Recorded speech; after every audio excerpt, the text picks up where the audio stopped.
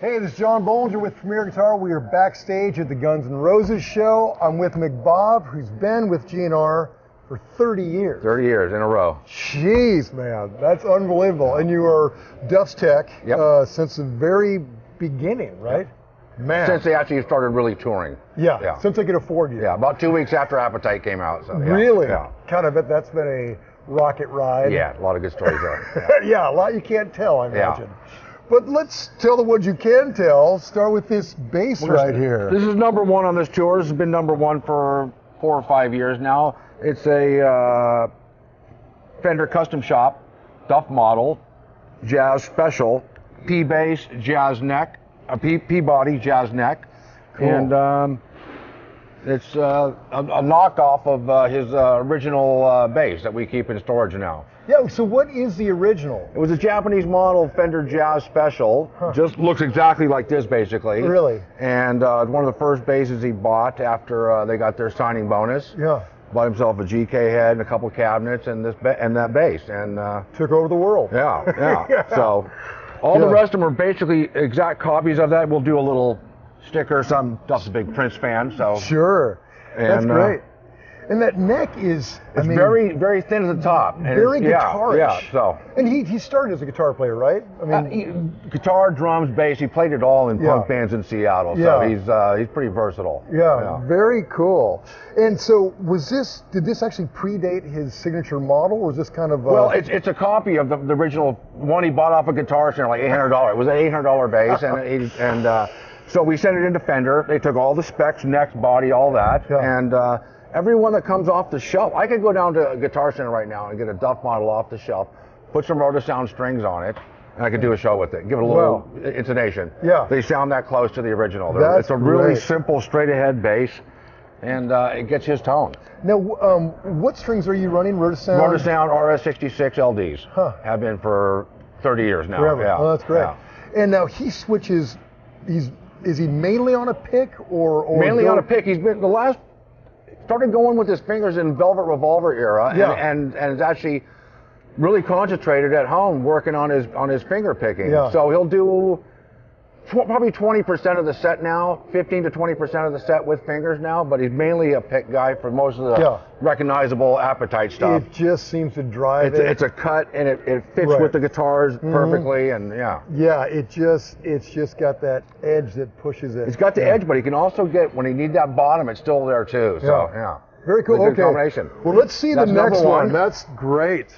Number two is really kind of the only other variations we use. It was it's a custom shop version of the Fender Aerodyne. Oh, wow. So we had to make the body the exact same way same material as his normal bass, and had to spec out the neck. And we were using this in Velvet Revolver, and we use it here for a half step with a drop D. Gets a good low. Cool. So that's really the only other variation that we use. And the third bass I'll show you is the new prototype coming out of Duff's model. Let's see that thing. Man, I love the lining, the outline on that. When we saw it at a NAMM show or something, he goes, "Oh, I love the style of that," and that's all it took. Yeah. So the guys at Fender asked us if we wanted to do any kind of variation on the Duff model. It's been the same for 8-9 years now. Right. It hasn't really changed. They said, if you were going to modify it, add some stuff to it, what would you do? And Duff thought, well, I'd like to have the nice inlays. Yeah, I love the big blocks. Maybe a pick guard. Cool. So with this configuration, instead of having the 3 knobs, I've got the switch here, and just a single volume and tone. That's really the only other difference. Unpainted neck and a hip shot. They'll be coming with the hip shot. Makes it a little more versatile. Oh yeah, absolutely. But this should be out hopefully sometime by summer, I would think that we'd be, and it will come in a black and a white pearl with a black pickguard. So, yeah, that's great. Sounds slightly different, but just a little. Yeah, I wonder if the pickguard makes. It does make a little bit of difference, but it's not that much. Not that much. Wow, what a great looking bass. And I love that he just does the hip shot drop if he needs it. If he needs it, yes. Yeah, because it's, to me, that's so much more rock and roll than a 5-string. Yes. Yeah.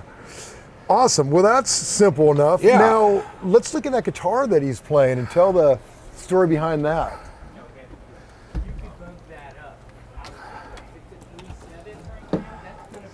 just a nice Gibson J200. Wow, what a beauty. We played on half of Patience. The first half he plays on acoustic. Oh, yeah. Then we'll do a switch over to bass as the song picks up towards the end. Right.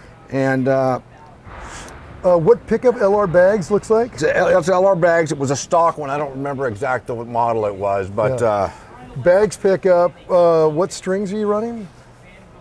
The Ernie Ball. Got it right here. 1 second. I'll go out of frame here for a second. Right here in your world. Yeah. Oh, good. A visual aid. Coated strings. Okay. These Ernie Ball coated acoustic strings, and the coating really makes them last. He's not playing it a whole lot, but towards the end of the set, you're pretty sweaty. Yeah. The coated strings clean up really nice, and if they still I bet sing you get, brightly, Yeah, I bet you get like many I can shows. get a lot of use out of an acoustic that gets played a half a song. So yes. So Okay, that's great. And when he does the switch, do you just run out, handle the bass? Yeah, it's basically there's a little break right at the end of Slash's acoustic solo in Patience, and it kind of stops for a second. We do a quick handoff, and then it picks up, and the whole kind of song comes up a little bit. Not rocking, but it just brings it up just a little bit. Right, when that bottom end comes in. Yeah. Okay, awesome. And that's basically it for the instruments. I've got a couple backups for each that are the same kind of models and whatnot, but that's the basic gist of it. Very cool. Well, let's talk about amps. All right. All right, so now we're in amp land. Kind of take us through the whole signal chain. Well, it starts here. I have, UHFR wirelesses. I have them in 2 frequency groups. So this is my main group here, 4 of them. And this is my backup system right here. In case I run into a day when you're got bad frequencies, I have the option to go to a different frequency chain. Those 4 roll into my radial JX44. It acts like this is my switcher here between the 4 wirelesses. It also has a built-in DI, an effects loop, and these are my sends. 1, 2, 3, 4, and number 3 and 4 actually have stereo out, so I'm able to double up on the amps on the outputs. Oh, great. And that's basically where the chain starts. It ends up in the first one is the GK MB800, small powerhouse amp, like 800 watts, and weighs like 4 pounds. Love it. And you said that GK is where he started anyway. Yeah, GK. This is set as basically his normal tone with the mid scoop, what you would have heard on Appetite, Illusions. Yeah. And then the second chain runs over here to the new Fender Super Bassman. We get the growl. Duff was playing in a band called the Walking Papers a few years ago, and he started playing a little more distorted bass. Yeah. So if he found it, he liked the tone. It also makes it easier to play with that little bit of a growl on it. It's not as dry. So we're blending the old original GK tone with the Fender Bassman. So it's and we're not running a lot of volume because the cabinets are off stage. Everybody's in ears these days. Yeah. So they run to a couple of cabinets I have off stage. And so are you micing the cabinets for front of house? We're micing the cabinets, one of each. On the 15, I run a 15 for the GK and a 410 for the Super Bassman. So I got 2 mics there. I take a straight DI out of the radial, and I take a post EQ out of the GK. Oh, cool. So I've got 4 channels going to front of house. And they kind of mix and match. Yeah, they blend it. And then some guys want the DI in the ears. Yeah. Slash likes hearing the GK, the original tone he's been hearing on stage for all those years. Right. And Duff likes the blend of the 2 in his ears. Yeah. No DI, but just a blend of the. So it sounds more like the wood on stage to him in his ears. So. Right. And with the new JH Audio Roxanne ears, the bass response on it, it's amazing. We've got tunable attenuators up to bring up the bass really. It really sounds like you're standing in front of a rig. So wow, it's come a long ways. God, isn't that amazing, the advances? Yeah. I mean, what you've seen. Oh yeah, the way the technology is advanced, it's amazing. It's amazing. Great. Okay, so from this is this is my acoustic wireless setup. It's a dual Shure digital rig and a regular UHFR, and I've got 4 channels of acoustic wireless if need be. Okay. And that's basically it. And I use this other GK into a Sans amp. It kind of is my all else fails if something happened to both of my tube heads. I can run the out of the Sans amp into the GK for power, and I can duplicate kind of the growl that this one gets. So yeah, belts and suspenders. You're ready for I'm on backups for my backups. Right. And then down here on the floor. This is my remote to choose between which bass I'm using. Okay. Which wireless channel. Okay. Duff's really only effect he's ever really used on the bass is a little chorus pedal. You'll hear it in the beginning of Sweet Child of Mine, you know, a lot of songs like that. Basically it. I use the EQ on one bass that sounds different than the other two that I had, so. Yeah. And the fuel tank. Powers those pedal board. Yeah. Simple. Straight ahead. Yeah. Well, Mcbob, thank you, man. No worries, my pleasure. Hey, backstage at the GN'R show with Adam Day. Adam, thanks so much for joining us, man. Thanks for having me. I Nice know to see you guys. You are really busy. We have our moments here, yeah. Yeah. It's a long show and a lot going on. It's a 3-hour show, right? 3.5. If you want to get technical. God, how many guitars do you go through? He'll probably play about 15 a show. Wow. You know, we got about 28 on the road here, and we kind of bring them in and out. How often do you go between string changes? Because they're not playing them a lot, but... No, I go about every 8 or 9 songs. Yeah. Wow. You know, he's tough on everything. Yeah. He Yeah. sweats a lot. And Plays hard. He plays hard, passionately hard. Yeah. So, you know, I try to stay ahead of the curve, and you know, because he'll break strings. Right. So.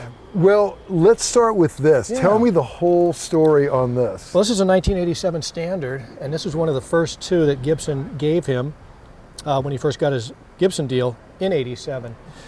So this started on the road on the Appetite for Destruction tour. Wow. And as you can see, it's served its time. It's been broken several times. It was his main guitar through the Appetite and most of the Use Your Illusion tours as well. Wow. You know? Now, you've been with Slash for how long now? I started in '88. Wow. Yeah, so... Yeah, so you and that guitar have a lot of miles. Yeah, we go back. Yeah. You know, he was playing with Alice Cooper, and the cherry fell out of his cigarette. Landed right here. He was jamming with Steve Winwood, Nile Rodgers, playing a Hendrix song, and he did one of these neck bends, snapped the neck right in half.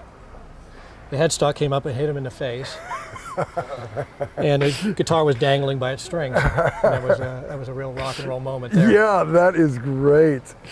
That's great. So, okay, besides the repairs of, you know, broken headstocks and such, what else have you done to it? The pickups, are those? These are his Seymour Duncan Alnico 2 Pros.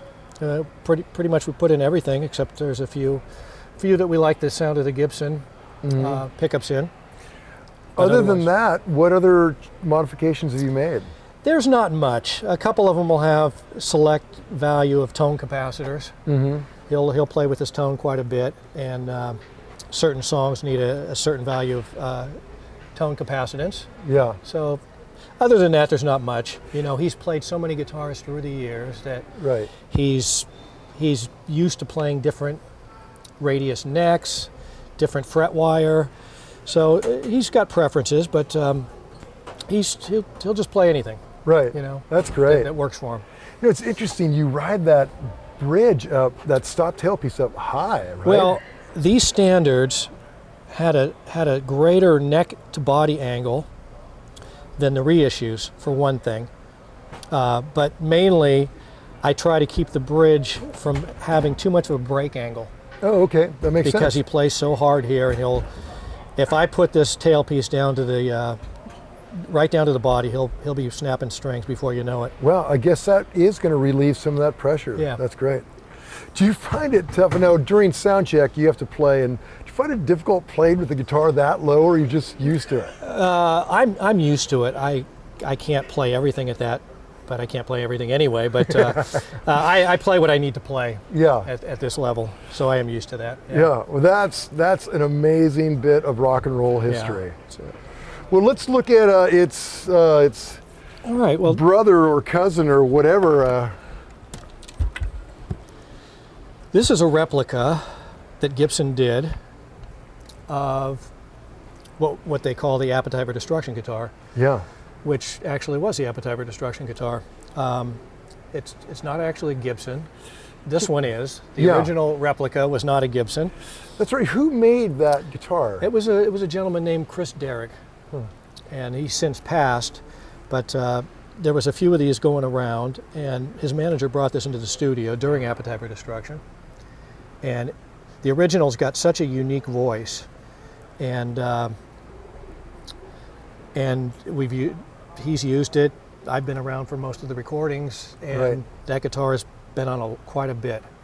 Yeah. You know, and so later on, Gibson took this into their own hands. They took the guitar and they modeled it, and he's probably got about a half dozen of these. Well, how close is it? If you were to A/B them, can you hear a difference?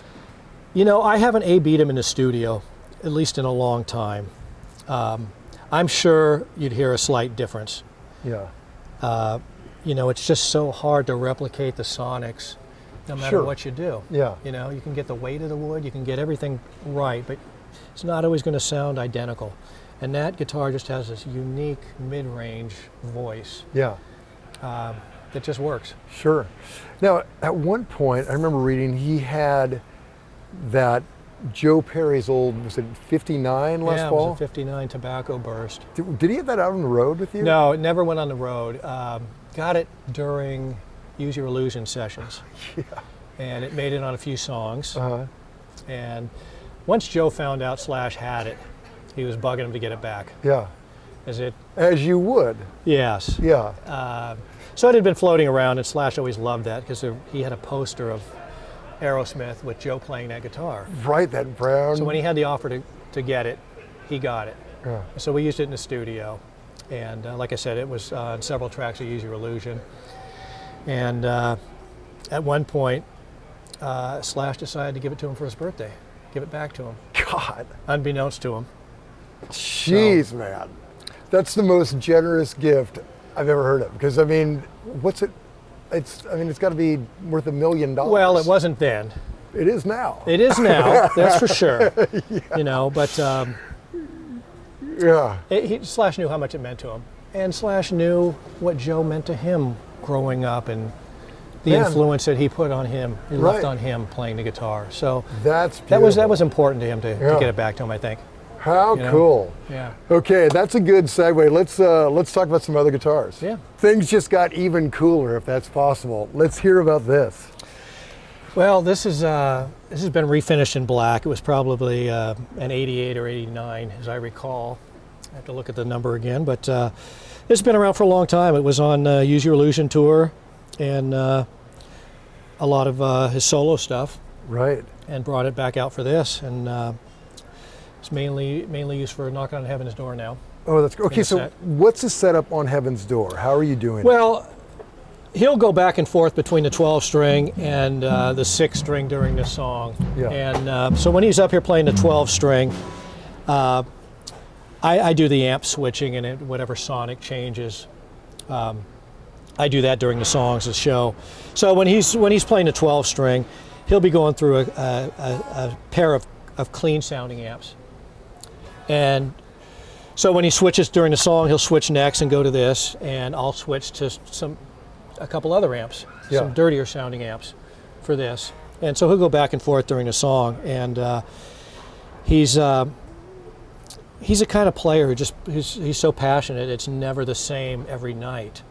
So I have a TV monitor back there where I can watch the front of him, so I can keep an eye. Sometimes he'll stay longer here. So you can anticipate the change. So I have to anticipate the change, but visually mainly, and sonically I know what he's going to do. If he does a descending line, he'll usually end up back here. But so it can be a little tricky, but it's part of the challenges of the gig. Yeah, that's great. And other than the paint, anything else changed on this? No, I believe these.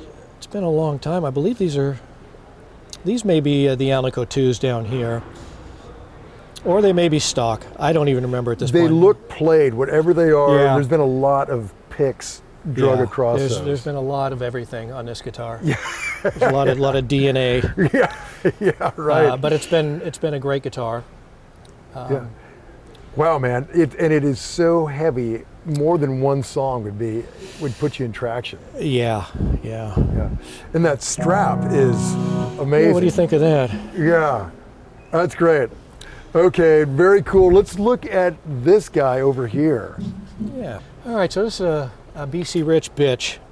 And although he's got a bunch of vintage BC Riches, this was commissioned through BC Rich to his specs, which basically are neck through maple with mahogany wings and a curly maple a curly maple cap. Wow, and beautiful. The maple we find gives it a little bit of brightness, a little definition. So sonically it works well for him. And all these mysterious switches. Yeah, well, you know, they had a lot going on in the 70s when they designed these. You know, there was two active preamps, there was coil taps, a baritone. Wow. And of course it was a 10-string. Wow. You know, Slash always loved the look of these. And when he was a kid, he had one of these. Didn't he have a BC Rich? Like, he did. Yeah. He did. So he's always been fond of these. Yeah. So we never use them for 10-string, but they work great for what he uses them for. Yeah, fabulous. Okay, that is very cool. Okay, so you're touring with a lot of guitars. We can't show them all, but these are some of the sweethearts. Let's hear about this one. This is a pretty cool one and unique and kind of close to my heart, just because this is basically is a replica of his original 1958 that he purchased in 1990. Wow. And as you can tell, it's pretty beat up. But when he buys a guitar, when he looks at a guitar, whether it's expensive or not expensive, it's got to sound right and it's got to play right to him. It doesn't matter. He doesn't buy it just for the investment. But that being said, he ended up buying this in 1990, and we put it right to work on Use Your Illusion albums. And it originally had a cover on the back pickup, and it was a little bit microphonic, and in 1990 I took it off. And so this is not the original 58. This is a replica that Gibson did within the last month. Oh, great. Wow. To exact specs of his original, and distressed, as you can tell, and right. They matched everything, and it sounds really good. Now, he's very happy with it. So just getting back to the pickup, when you took the top off, did the microphonic thing kind of disappear? It did, and a lot of times just because it might be a little bit loose. Wow. Any metallic that's loose vibrates and comes through, so it did help. I've got to do that. That's a great little hack for you out there. A great way to fix microphonic. And sometimes it works and sometimes it doesn't, but in this case it actually did. Good place to start. Yeah. That's great. Now, what gauge strings do you run? There's right now we've got 4 different tunings. Okay. Yeah. And for his regular standard, I'll say standard, but it's actually a half-step flat. Okay. So that's what most of the stuff is, a half-step flat, and these are Ernie Ball 11 to 48s. Wow. Okay. And then we have other tunings that are standard tuning, and then a standard tuning drop D, and then a half-step drop D. Sure. And I will gauge those accordingly. Yeah, just to get them to feel. Yeah, I where might put a heavier low E on the drop D. And what picks does he use? He uses a Dunlop Tortex 1.14. Oh, okay, so it's heavy. A pretty heavy pick.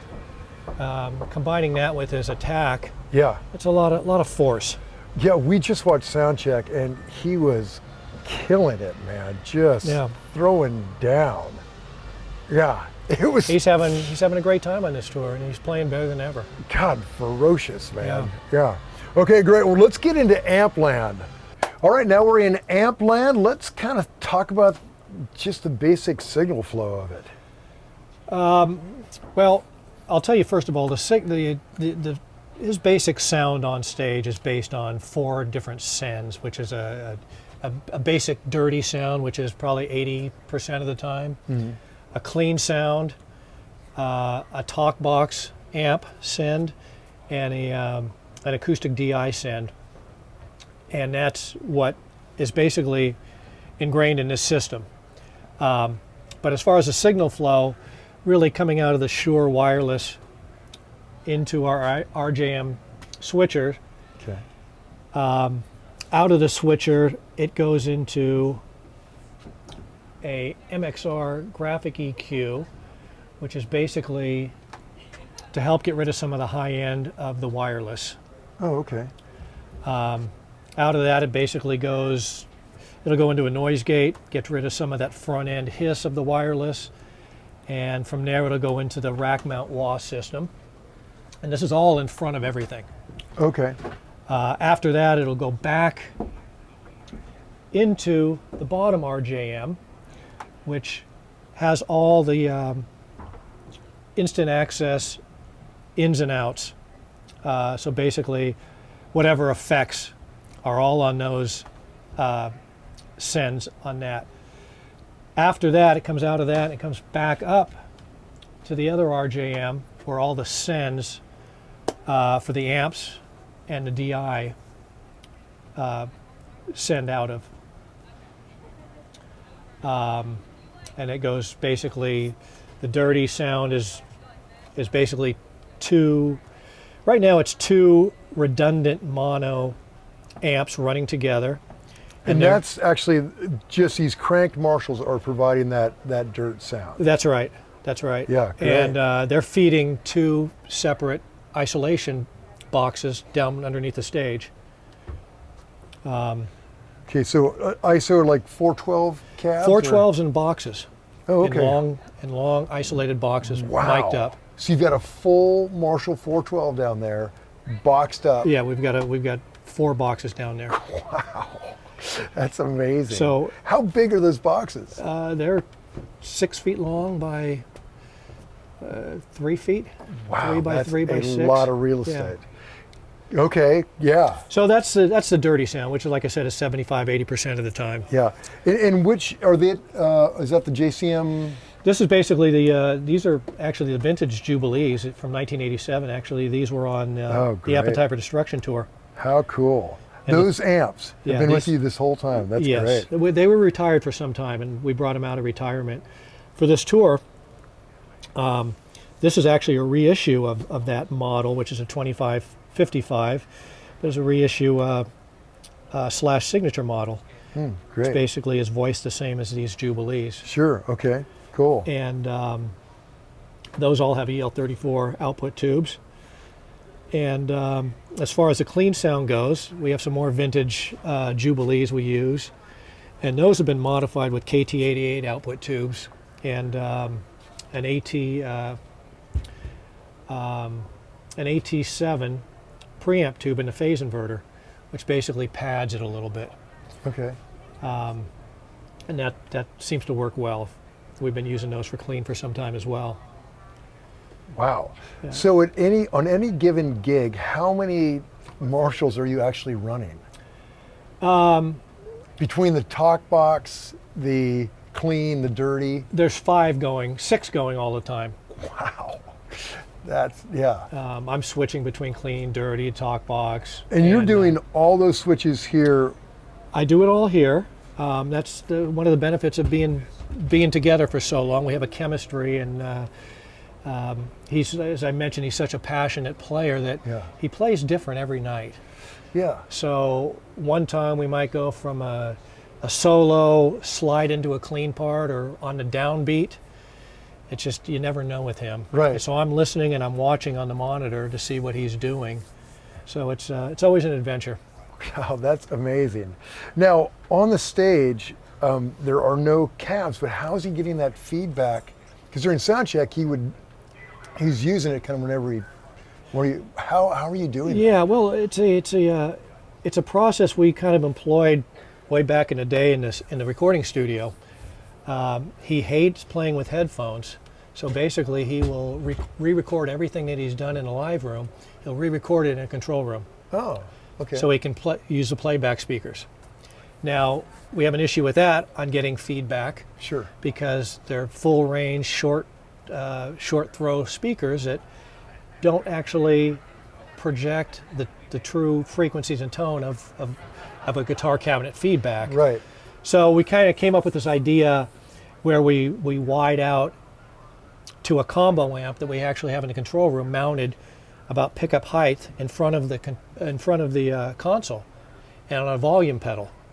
And when he wants feedback, we would kick that volume pedal in. It would engage the combo amp and send feedback back into his pickup, back to the mic cabinet. Wow, what a great way to do it. And that worked pretty well. There's a slight bit of latency in that process, but it worked out well. So we're basically employing that same technique here. We have one hidden 4x12 here that's being powered by a separate power amp and being controlled on a volume pedal as well. Oh, that's amazing. Okay. So when he wants feedback, and I know when that is, he'll turn around or he'll find a sweet spot, and I'll engage that, and that's the only time that cabinet will be live. You know, but it does the same thing. It's really loud, and it sends the feedback right back into his pickup, into the mic cabinet in the ISO boxes. Wow. So, and that's kind of the way we got around it. This being the first time he's ever played live with in-ear monitors. And not the cabs right behind and no him. cabinets. So that was one of the issues we had to try to figure out. You know, and seems to be pretty happy with it. So it's working out fairly well. Yeah, what an ingenious plan. It's just one of those things. It works for us. So it sounds like pretty much the signal is, it sounds like just Les Paul and Marshall for the most part, but there's every now and then some effects. Yeah. And you're triggering them back here? Yeah, they're all being controlled by this Voodoo Labs Ground Control Pro. Oh, great. But that was the whole idea of the system. That was always Slash's sound. It was a Les Paul and Marshall, and that's basically what you hear most of the time. Yeah. However, there are certain points in the set, in the show, that he wants a little something extra. Like a lot of times there's delay in his solos. So we've got a few different delays going. Oh yeah, so what, they're in the rack there? Yeah, so in this effects rack here, like we've got a couple Boss delays here. These two are actually in the effects loop of these two heads, in the effects loop, as well as these line drivers that I can activate for a cleaner boost. Okay. So those two are actually in the effects loop, and the only things that are in the effects loop. The rest of it, small amount of things we do have, are all in separate loops that are in front of everything. Okay. We have a line driver, boost overdrive from Mxr that we use a lot of solos on. Just a regular Mxr chorus on some of the clean stuff. Another digital delay. This one is set. This one basically is the beginning of Welcome to the Jungle. We have an Mxr octave fuzz that's used pretty much right now. It's just used on part of the solo of Paradise City. Oh, okay, cool. So stuff just really comes in and out. Yeah. Yeah, subtle little bits here and there, but for the most part, it's just that. He uses the wah quite a bit. And then a couple other older Line 6 kind of utility pieces, but I use this Mod Pro for flanger on one song. And the Echo Pro has got a couple delay settings for a couple things here or there. So it's just a few things that come in and come out. Sure.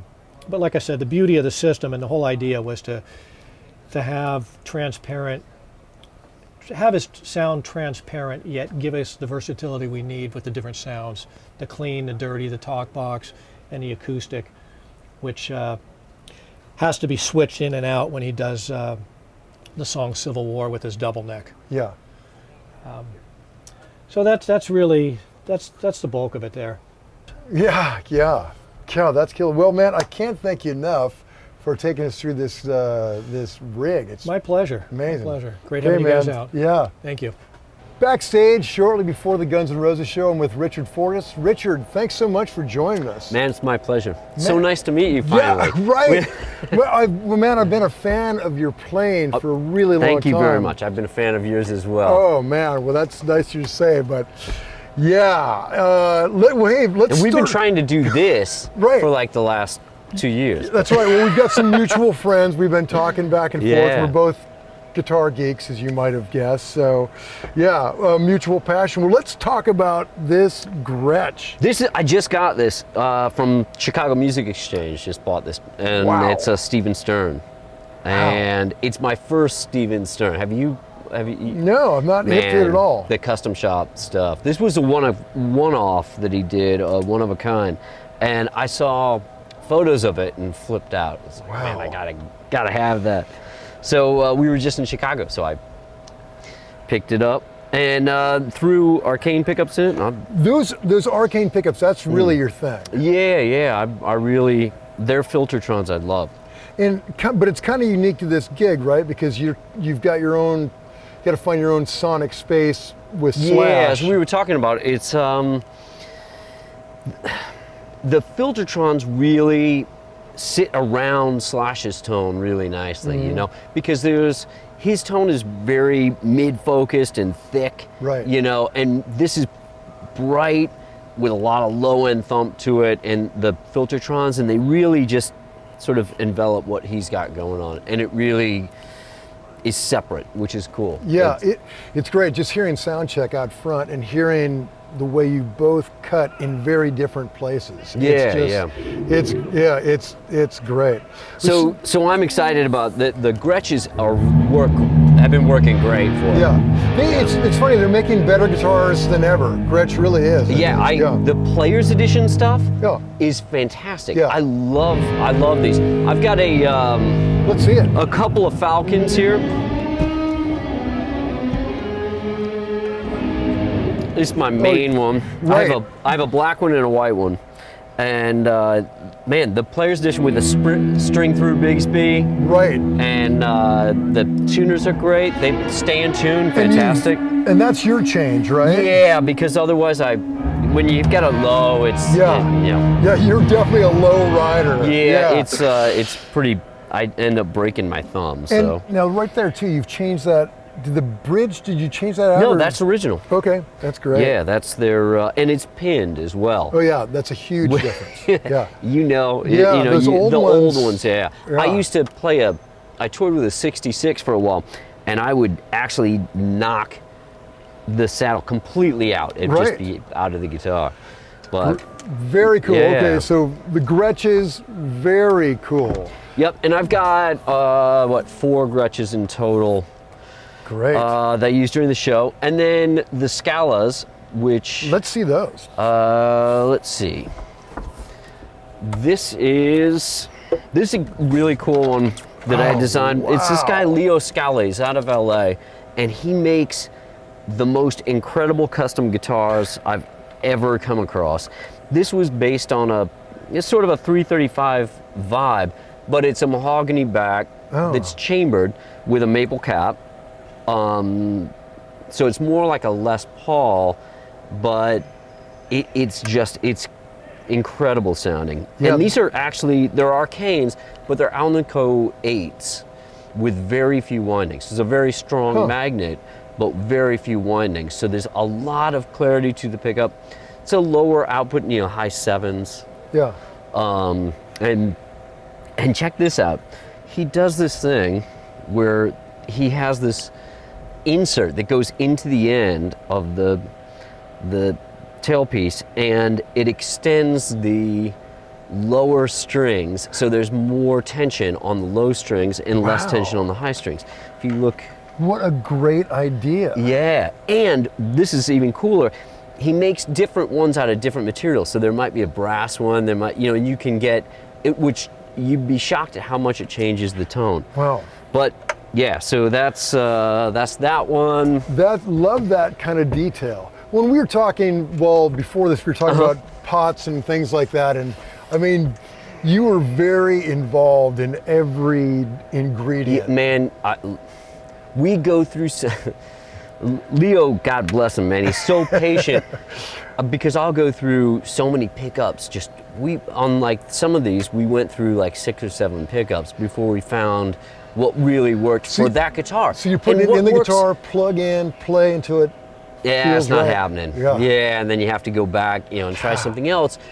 And every guitar is different. So, the Gretsch is like one might sound great in one Gretsch, it doesn't sound good in the other. So, yeah. It's the tone chase, man. So we were just talking about the original broadcaster. Right. When Leo Fender. This is some cool guitar geekery.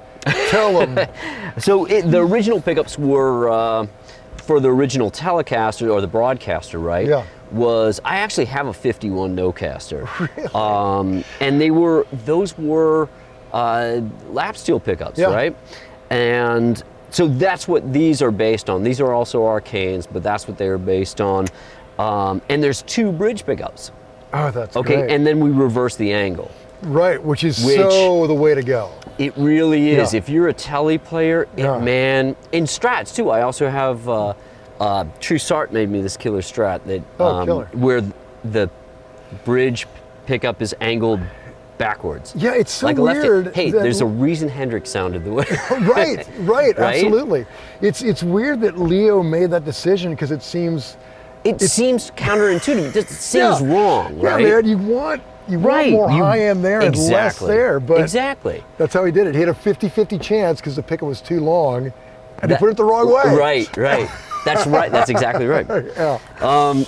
So and also extend left-handed headstocks on Teles or on Strats. Totally. Always. Yeah, man, that's great. All that long string. Yeah, more tension on the low end, so you get that piano thing, that Hendrix thing again. Yeah. You know, and it's brighter because of the angle of the pickup. Man, I love that. So 2 basically lap steel pickups in this. And all is a 4 position, because all the way up is parallel. Okay. So, and man, I love this guitar. Maple cap again on a mahogany body, and also I forgot to mention that these are chambered and they're vented. Oh, that's great. So the maple only touches in key points around the body. Wow. Yeah. Is it light? Yeah. It's not super light, but man, they're alive sounding. They're very resonant. They have so much mojo to them. Well, and what was that kind of Les Paul shaped one you were playing? Yeah, I'll show you. That was very cool. A couple of them. Let's see. Oh, this is my Burst. Yeah. This one is just, it's magical. I saw you playing that in a Supro demo. Yes. Yeah. Exactly. Yeah. And I thought, God, that's great. Yeah. And again, same thing. It's the mahogany with the vented. Yeah. And the maple only touches in key points, and man, this guitar is the best sounding Les Paul I've ever heard. That's an amazing guitar. Including the original Burst that I've played. This is absolutely. I know that's hard to believe, but I know, and it's so light. Maybe that's what makes it so resonant. It's just they have mojo to them, man. Yeah. And they're the only new guitars that have that I've found. Is he personally making every guitar himself? Is it that small of a deal? Wow. Yeah. That's great. And he's not as expensive as he should be. Okay, good to know. And then I've got a few of those. This one is like a custom. Oh wow. Like a Les Paul custom where it's got the ebony. Oh yeah, great. It's also scalloped up top just a little bit, but just a little bit. And man, his attention to detail is unparalleled. I've never come across any other builder that puts so much love in every guitar. It's just phenomenal.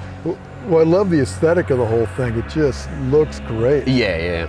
But sonically, they're amazing. Awesome. And then this one is all ash. Oh wow. And we went through quite a few pickups on this, but this is in drop D. I've only played on a couple of songs. Now, what gauge strings are you running? What brand and gauge? NYXLs, the D area. Which are you hip to those? Yeah. They're great. Yeah, I love fantastic strings. Yeah. Really just blown away by how great they are. 10 to 52. Yeah. Good. Wow, that's a heavy bottom. Yeah. But I mean, for this, I use it for all my gigs actually. Yeah. It's great. And then I've got one baritone, which actually you should see. Yeah, let's see this. It's made by. I like that. Made by a company called G-Sharp. Small company, but man, these are so killer sounding. With these are actually Lawler pickups, the gold foils. It's like a George Jetson guitar. It's total Teisco vibe, right? Yeah, but pawn man, shopper. And this headstock's great too. Yeah. Because it's 3 on a side, but. Oh yeah. That's right. Oh. But it's great because you have the extended. Yeah. And I only play this on a couple of songs, but it's a. Well, do you know what the body is made of? I think it's an alder body. Huh. Wow, what a great weirdo guitar. Yeah. Yeah. Really great sounding baritone. And they record great. Wait, do we get all the guitars? No, let's no, one more. There's a couple more. This one was made by Full Caleton. Oh, wow. And cool. just a single pickup 335 and killer guitar. We were really talking about stuff. the magic of single coil or single pickups. Yeah. The theory, we share a mutual theory on this, why juniors sound so good, and that one pickup doesn't have the magnet from the other, from the neck. Right. Jacking with it. It fights it. Yeah. Phil X is a big proponent of this as well. That we were talking about like why specials never sound as good as juniors. Yeah, juniors. And Malcolm Young. I mean that whole thing about where the neck pickup fights the vibrations because it's a drag on the string.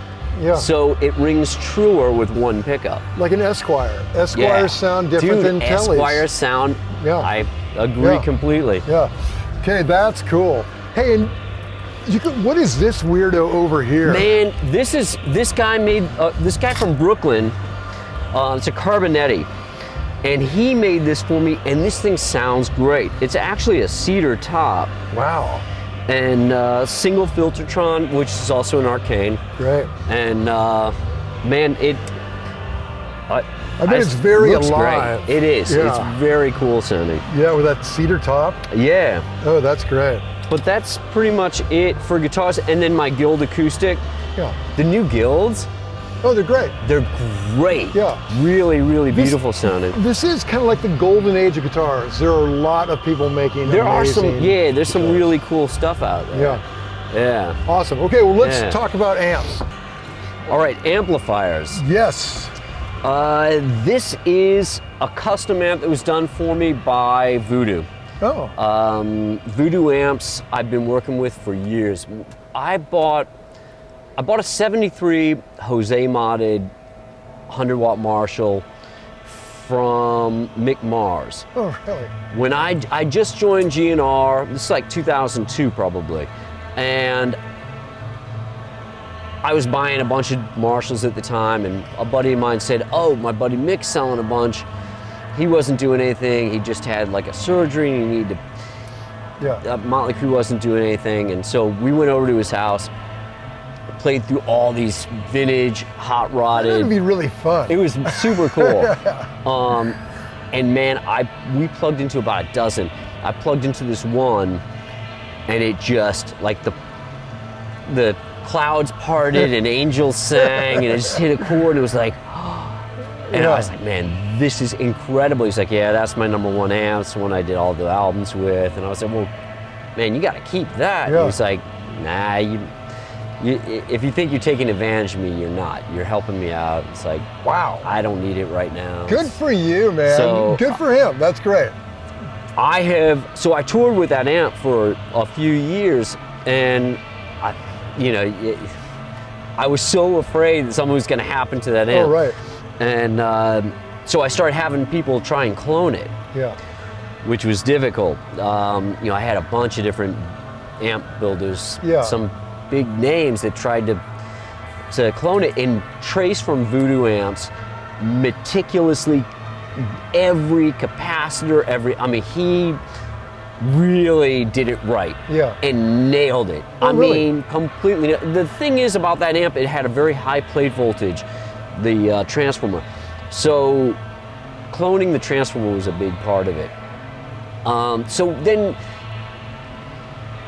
we actually started tweaking and it actually beat the Marshall. And then Fabulous. And then over the years, I mean, this has been, what, 15 years in the making. Yeah. So this is what we ended up with. That's great. And so are you running two, or is one a backup? One's a backup. Okay. So it's just one running through a single 412 cab with Celestion 65s and golds in an X pattern. Buried like under the stage, way back there. Yeah. And then that's it. It's a single channel amp. And man, I was telling you before, I have not ever been so happy with my rig as I am. It's very simple. Yeah. Just I'm rolling down my volume for the clean sound, and then, you know, finding that just constantly on the volume. Right. That's where you get like all the nuance, you know? Absolutely. Yeah. And we were talking about before, like Slash and I both constantly on our volumes, like constantly just, you know, you're looking for that sweet spot for what you're doing at that moment, you know? Yeah. And also going back and forth between our fingers and our pick. And it's those subtleties that, you know, we were talking, Jason and I were talking earlier about, you know, he's tech for a lot of different bands, and a lot of people are using the fractals and the Kempers. Right.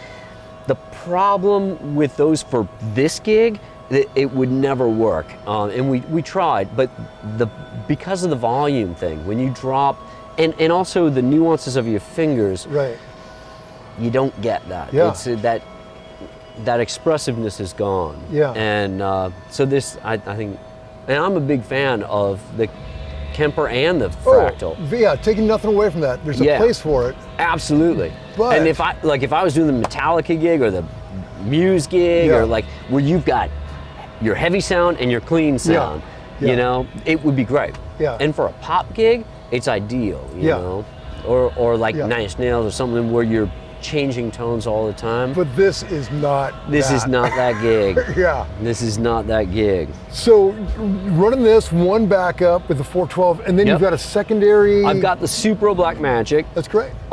Just a single 12. I know they make the head now too, but I'm just using the combo with a Alnico Creamback. Oh yeah. That is killer in that amp. Yeah, those sound killer. Well, okay, so your signal flow, you're going from your Mxr Wireless. Right. And going into the switcher down here, the RJM. Okay. And then there's two boards. There's my text board, and then the redundant board out there. Now, but you're doing most of your changes yourself, are you? It kind of depends. It depends, yeah.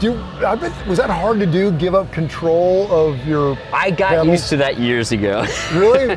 Yeah. Okay. Because it's not, these changes are so subtle. Yeah. You know, it's like, you know, a compressor here or maybe an overdrive pedal and your guy's there. on it. Yeah. Yeah. And he's very on it. Yeah. That's great. Well, talking about pedals. Yeah, let's. So first I go into the Schaefer. Okay. Are you hip to those? No. The Schaefer, which is the Solo Dallas, is making them. Okay. No, wait a minute. I literally just did a first that's look right. at that. I saw it. You did the pedal, right? Yeah. Okay. Yeah. So this is okay. This is the tower. But what they did is they took two towers and put them in a rack for me because I have to have a backup. Yeah. Because that's like integral to my sound now. Like it's become like really important to my tone. Wow, isn't that crazy? Man. Yeah. It's amazing what that thing does. Yeah. And it's so subtle, but it just shifts the mid-range and it gives everything teeth, you know? Yeah, it's funny, when I was messing with it, I couldn't really tell what it was doing. I just liked it better when it was on. Yeah. It's like there's a tiny bit of compression.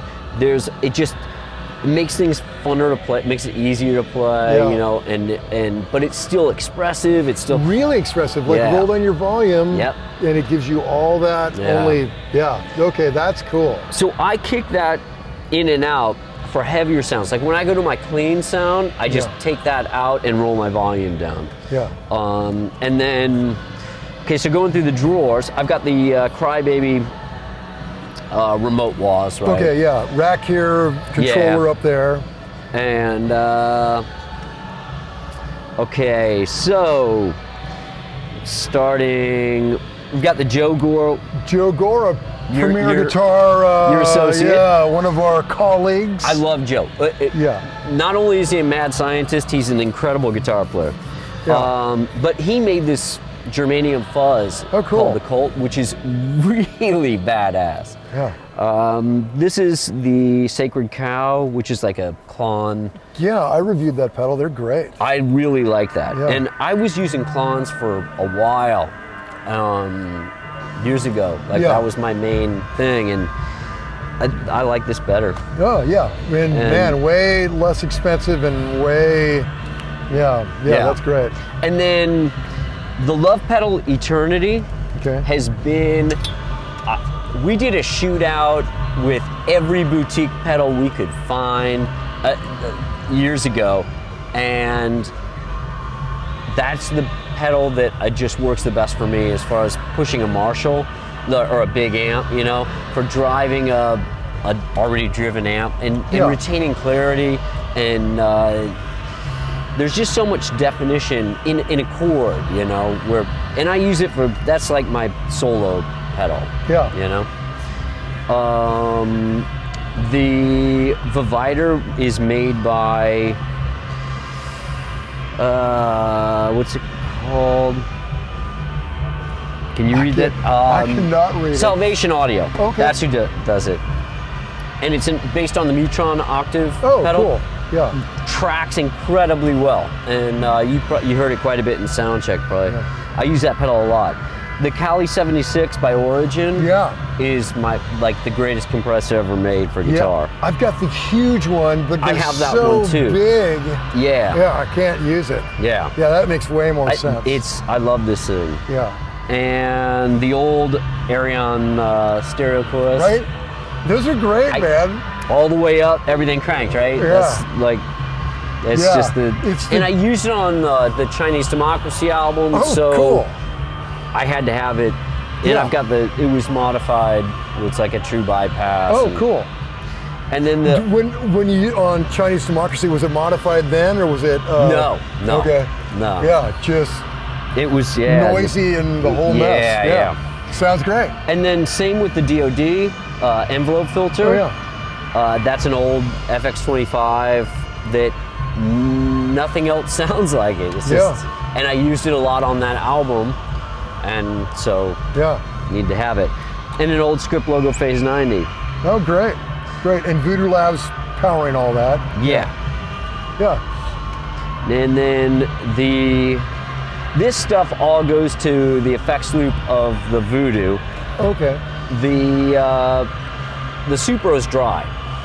Okay. Wow, dry. Yeah. So, have you heard this, the Belle Epoque? Actually, we did a first look video of this thing too. It's great. Okay, I love EP3s. Yeah. I'm a huge EP3 fan. I've got a collection of them. That is absolutely the best EP3 clone I've heard. Yeah, it's got that out of control, don't know what it's going to do kind of thing. It does, but at the same time, you know what I love about that? That nobody has effectively recreated until this is it has that magic thing where it sits around your tone. Yeah. You know, where it doesn't. Yeah. It's a good way to put it. Yeah. You know, it doesn't muddy everything up. Yeah. Whereas a lot of analog delays and digital, they murky everything. They just gets mushy and. Yeah. This really doesn't get in the way and sits around everything. Very musical. I love it. I love it. I'm so happy with this. And that's by Catlin Bread. They also make the Adneco, which is like based on an oil can delay. Oh, okay, yeah.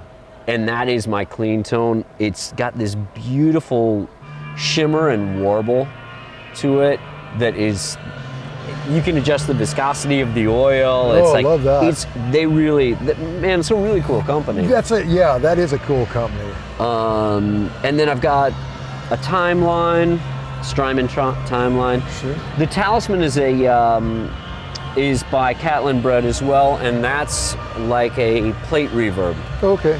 And really lush and rich sounding. Yeah. And again, it doesn't muddy things up too much. Yeah. Then a whammy pedal I use on a couple of songs. The Mxr Reverb gets used very little, but Now, when you're changing, are you changing like scenes or putting pedals on and off mainly? Or is it a little bit of both? It's a little bit of both. Yeah. Where I used to do different scenes for every song. Yeah. But there was a lot more switching. Now it's mostly on this bank.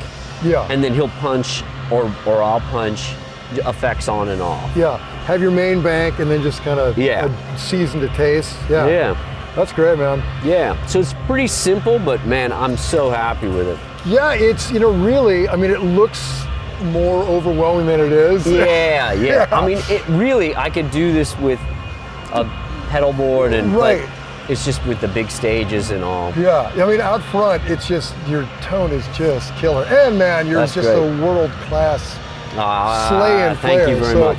Well, man, I can't thank you enough. I know you got a show. Yeah, the doors are open now. Yeah, doors are open. We were coming in. But look, till next time, thanks very much. Thank you very much. Don't forget to sign up for PG Perks, your all-access pass to exclusive gear giveaways and discounts on PremierGuitar.com.